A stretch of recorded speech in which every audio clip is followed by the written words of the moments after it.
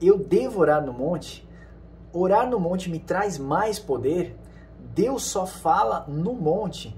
Vamos fazer uma exegese sobre a oração no monte. Fica com a gente para você ser abençoado. Vamos lá para o estudo?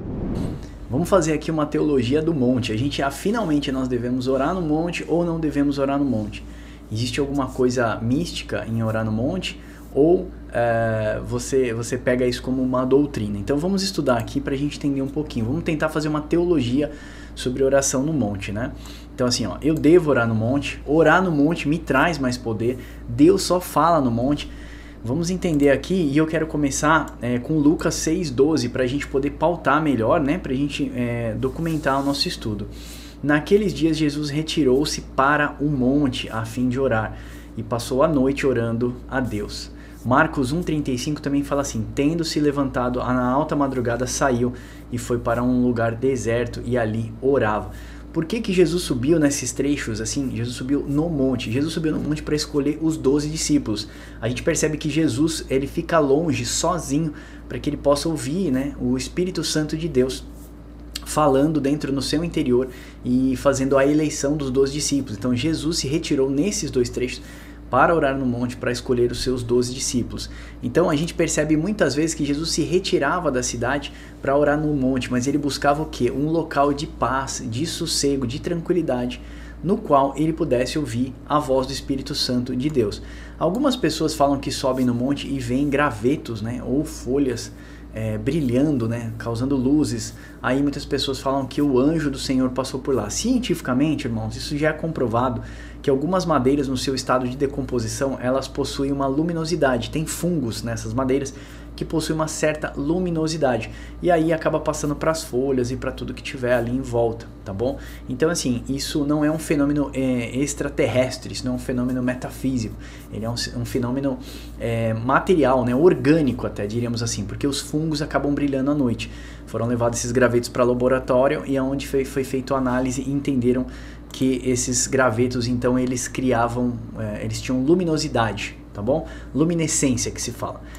Bom, tem muitas pessoas que falam que se sente bem orar no monte. Então, ó, assim, hábitos ou tradições não podem prevalecer a palavra de Deus. Se a oração no monte fosse mais eficaz em sua essência, o Senhor Jesus teria nos dito e nos deixava isso como uma doutrina. O que é doutrina? Tudo aquilo que nós devemos obedecer e respeitar são as ordenanças, os mandamentos e os estatutos do Senhor. Então, se a oração no monte fosse realmente tão importante, o Senhor teria nos deixado isso como doutrina. Doutrina básica, né, da igreja cristã. Mas se você se sente melhor buscar o Senhor no monte, então faça isso. Afinal, você tem liberdade para isso. E aí eu quero aproveitar esse parênteses para falar desse parágrafo aqui embaixo, não preciso nem ler, que a gente precisa respeitar as pessoas que pensam diferente de nós, tá? Porque assim, nós estamos apenas mostrando para você uma teologia referente à oração no monte. Se ela é muito mais eficaz, se ela traz mais poder, qual o objetivo, se o Senhor só se revela no monte e tal. Então, eu já até ouvi algumas pessoas falando que os reformadores não oravam nos montes, né? De 1500 para cá, os reformadores da Reforma Protestante, eles não oravam no monte. Bom, verdadeiramente eu não sei se isso é literal, tá? Mas assim, eu sei que existem costumes dos pastores, hoje em dia, aqueles pastores mais antigos, de fazer oração no monte. E aí a gente deve respeitar aqueles que nos trouxeram até aqui, porque fomos sustentados por eles, eles jejuaram pelas nossas vidas, oraram, entregaram uma vida de piedade e de misericórdia e caridade para que a gente pudesse estar aqui hoje. Então nós devemos respeitar aqueles que pensam diferente de nós. Fato é de que nós não entendemos que a oração no monte ela tem mais poder, ela tem mais eficácia. Então o que eu quero partilhar com vocês é que se você orar no teu quarto em secreto lá, como Jesus ensina, tranca a porta do teu quarto, ora em secreto ao teu pai, e teu pai que te vê em secreto te recompensará, ela tem a mesma eficácia do que orar no monte. E Jesus o fazia, porque onde Jesus estava, uma multidão seguia Jesus, ele arrastava uma multidão, então era muito difícil ficar sozinho, mesmo em Cafarnaum, que era onde Pedro morava. Quando Jesus chegava para descansar um pouco na casa de Pedro, era uma multidão do lado de fora, era um barulho, ele não conseguia orar, falar com Deus e não prestar atenção no que estava acontecendo no quarto ou do lado de fora. Então muitas vezes Jesus se retirava para orar no monte para encontrar tranquilidade. E você pode encontrar tranquilidade e conforto aí no seio da sua família, aí na sua casa. Eu mesmo, quando nós subimos para dormir, minha esposa e meu filho vai para o quarto e eu venho aqui para o escritório, onde eu estou fazendo esse vídeo aqui. E aqui eu fico orando, sabe? Quietinho. Às vezes eu coloco o dedo dentro dos ouvidos e aperto bem fundo, porque eu não quero ouvir nada a minha voz. Não quero ver um cachorro latindo. eu não quero ouvir nada, eu quero ouvir o som da minha voz e eu quero ouvir o Espírito Santo falando dentro de mim, tá bom? Então, ó, como eu devo orar? Jesus mesmo nos ensinou o local. Veja em Mateus 6, né? 5 a 8. E quando orares, não sereis como os hipócritas, porque gostam de orar em pé nas sinagogas e nos cantos das praças para serem vistos. Em verdade vos digo que esses já receberam sua recompensa. Tu, porém, quando orares, entra no teu quarto, fecha a tua porta, orarás ao teu pai em secreto, e o teu pai que te vê em secreto te recompensará, falamos aqui. E orando, não useis de vãs repetições como os gentios, porque presumem que pelo muito falar serão ouvidos. Não vos assemelhei a este, pois a eles, porque o vosso Pai sabe que tendes necessidade antes mesmo que peçais. Então, irmãos, a oração em secreto, a oração sua com Deus, né? Você abrindo o seu coração, isso traz um símbolo, né? de entendimento para o Senhor, que você está se rasgando na presença dEle, você está se desnudando, você está sendo real, verdadeiro. Deus não gosta de pessoas que são falsas, ok? Com orações de vãs repetições, palavras bonitas, etc. Então perceba a exortação de Jesus contra os que oram para exaltar o seu próprio ego. O Senhor de antemão já nos predisse a esse respeito. Então, como oferecer uma oração e serviços ao Senhor? Está lá em Romanos 12, 1. Rogo-vos, pois, irmãos, pelas misericórdias de Deus, que apresentei os vossos corpos como sacrifício vivo e agradável, que é o vosso culto racional. Vamos oferecer e queimar incenso na presença do Senhor. Se você fez o nosso estudo do tabernáculo, você vai entender que é aquele altar de incenso, onde queimava aromas na presença do Santo dos Santos, subia como aroma agradável ao Senhor. Isso é a oração dos santos, está em Apocalipse também. Então a gente precisa oferecer um culto de adorações e serviços agradáveis a Deus, oferecendo os nossos corpos, uma vida, né? Uma vida de piedade ao próximo, irmãos, amor, cuidado, zelo, socorro bem presente, discipulado, amizade, temperança.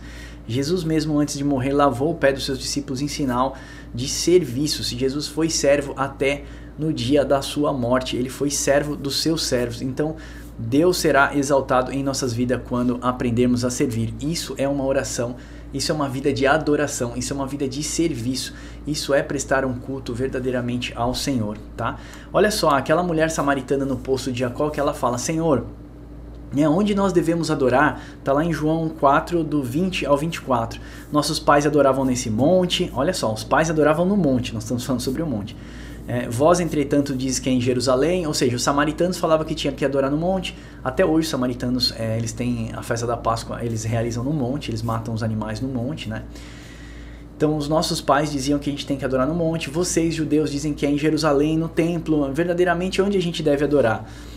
Aí Jesus fala para ela: vocês adoram o que não conhecem, nós adoramos o que conhecemos, porque a salvação vem dos judeus, ou seja, veio da casa de Judá, ele está dizendo aqui.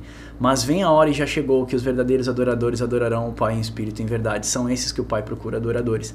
Deus é espírito, importa que os adoradores adorem em espírito, ou seja, já chegou essa hora, e a hora é agora que os adoradores adoram o Pai em espírito e em verdade. Então, oração é uma adoração também, é uma entrega, é uma renúncia. A gente se abre na presença de Deus e a gente passa a ser 100% nós. Não temos mais máscaras, cai o nosso ego e agora é só você e Deus na presença dele. Então é por isso que às vezes a gente se chega na presença do Senhor com vergonha: Senhor, me perdoa o pecado, eu me irritei com aquele irmão, eu falei um palavrão, eu fiz isso e tal.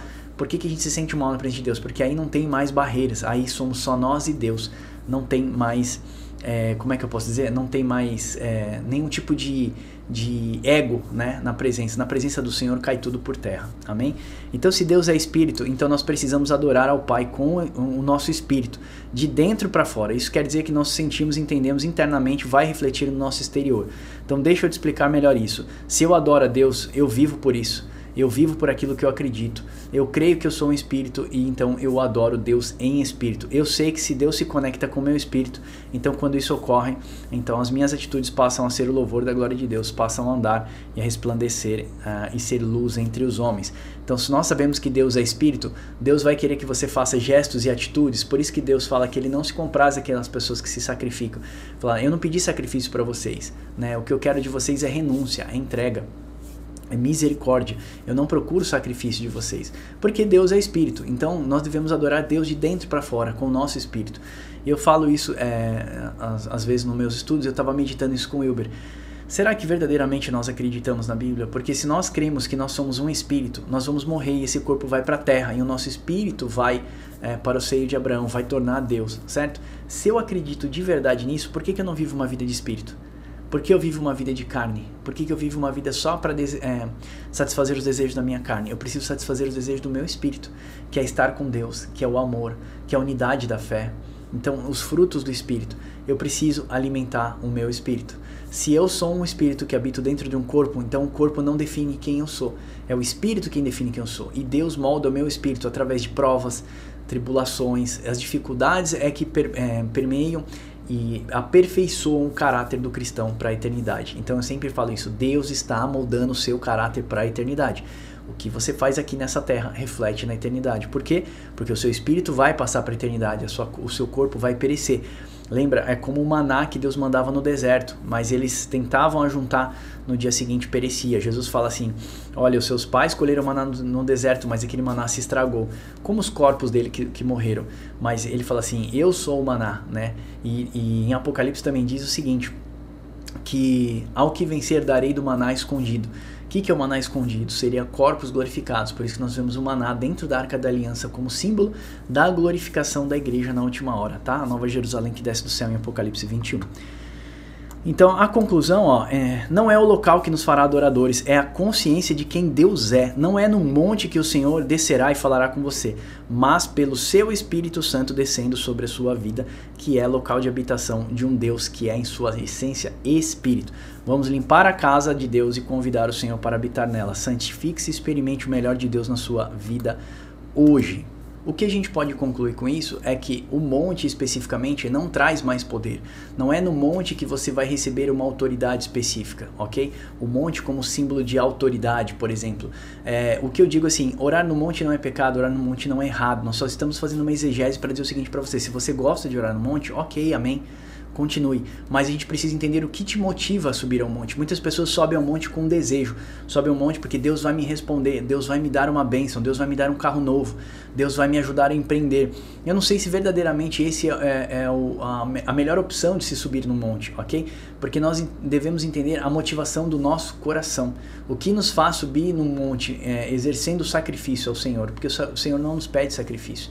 Deus quer misericórdia de nós, ok? Que nós aceitamos a sua misericórdia e nos arrependemos a ela, ok? Então eu falo assim, o que te motiva a fazer uma coisa? Veja, aquela pessoa chega para ele e fala, sabe, o mestre, como que eu posso fazer para herdar a vida eterna? E Jesus fala assim, olha, as leis, olha lá o que Moisés deixou, as leis e os profetas. Ele falou, eu faço isso desde a minha infância. Aí Jesus faz o seguinte, vou provar o coração desse cara. Então vai, vende tudo que tem e dá aos pobres. Porque Jesus estava olhando a motivação do coração dele, que era a religiosidade. Ele não tinha uma motivação no coração de fazer por caridade, piedade, por amor ao próximo. Então Jesus prova o seu coração. Então você ama o teu próximo? Então vai lá, vende tudo que você tem e dá aos pobres. Aí provou o coração dele na verdade. Então assim, o que eu quero dizer pra você, uma pessoa que veste uma roupa indecente, por exemplo, você vai falar assim, ela não é cristã, essa irmã não é cristã, isso é pecado. Você não deve chegar e apontar o erro dela, você deve perguntar por quê e o que te leva a fazer isso? O que te motiva a botar essa roupa? O que te motiva a colocar esse decote? Para se exibir para suas amigas, para se exibir para os homens, para criar sensualidade, para ser mais sensual? Então o que te motiva a fazer uma coisa? E Jesus sempre estava de olho na motivação, ok? Quando a pessoa chegava para interpelar Jesus, ele olhava a motivação do coração dele. Tanto que Jesus falou assim, olha, eles trazem a mulher para apedrejar, Jesus fala assim, olha, quem não tiver pecado, atire a primeira pedra. Então, assim, eles olham para dentro deles e percebem que a motivação deles, na verdade, era tentar Jesus, mas eles estavam em pecado. O Senhor sempre está olhando a motivação. Para que você sobe um monte? Qual a sua motivação? Ok? O que te motiva a subir lá? Então, essa é a primeira pergunta que a gente deve fazer. E a segunda pergunta é, Deus quer de nós sacrifício? Não. Isso é uma doutrina básica da igreja? Não. Se você se sente bem, amém, Deus abençoe você, continue com seus grupos, mas entenda que a motivação não pode ser motivação. A motivação de subir no monte não deve ser uma motivação errada, por religiosidade, por aparência, por sacrifício. Devemos subir ao monte para adorar ao Senhor, para agradar ao Senhor, se assim você se sentir bem. Amém? Não é uma doutrina básica da igreja, nós estamos fazendo aqui uma exegese, estamos assim dissecando esse assunto para você entender um pouquinho melhor. Deus atende a sua oração em casa, Deus atende a sua oração no monte também. E o Senhor se compraz que você se reúna com seus irmãos também, porque aí nós somos a igreja do Senhor, unidos num só corpo. Amém? O corpo de Cristo. Eu espero que esse vídeo tenha te abençoado. Se você chegou até aqui, eu vou pedir para você comentar nesse vídeo aqui embaixo o que você acha. Se você ainda sobe o monte, coloca aqui embaixo as vitórias que você conquistou no monte, por exemplo. Qual a motivação? Por que você sobe no monte? O que te motiva a subir no monte? Vamos dialogar um pouquinho mais sobre isso aqui embaixo. Eu não quero te magoar. Se eu magoei você, por favor, me perdoe. O objetivo aqui é edificar vidas, amém? Eu pedi perdão no começo desse vídeo, vou pedir no final. Nós estamos aqui fazendo só um entendimento. Se você se sente bem orando no monte, continue a fazê-lo. É que algumas pessoas nos perguntam, então nós temos que trazer à luz das escrituras se existe uma motivação, se existe, por exemplo, uma resposta a mais, um nível de autoridade superior subindo no monte. Por que as folhas brilham, que nós colocamos aqui, que são fungos, né, de luminescência, etc. Tá bom? Então nossa intenção aqui é fazer uma exegese desse assunto, amém? Então espero que esse vídeo tenha te abençoado. Não deixe de curtir e compartilhar esse vídeo aqui para a gente alcançar outras vidas, amém? Deus abençoe você e até o próximo Papo com Deus.